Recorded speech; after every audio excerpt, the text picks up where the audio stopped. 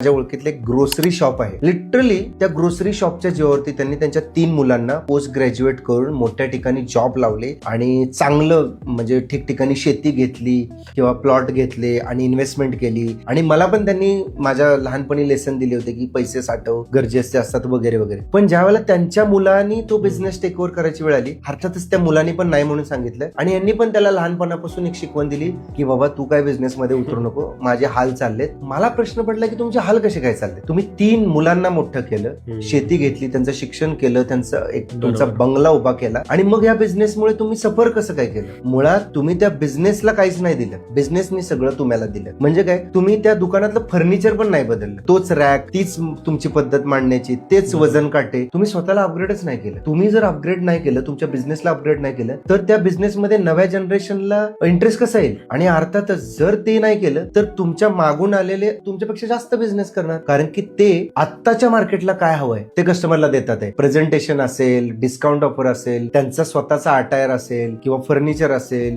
तिथला एक्सपिरियन्स असेल, हे सगळं देतात आहे, जो तुम्ही दिला नाही, तो तुमच्याकडे मिसिंग होता. आणि झालं काय, तुमचा मुलगा शिकला, त्याला चांगला जॉबही लागला, पण दुर्दैवाने गेली 30 वर्ष जे तुम्ही एफर्ट्स घेतले ते एका दिवसात शून्य झाले. ना तुम्ही त्याचा फायदा दुसऱ्या कोणाला होऊन दिला, ना तुम्ही तो पुढे जाऊन तुमच्या मुलाला त्यात उतरवलं किंवा त्याला प्रवृत्त केलं की तू हे करावं. आणि दुर्दैवाने 30 वर्षाचा प्रवास अधोगतीला जाऊन तुमचं दुकान बंद झालं.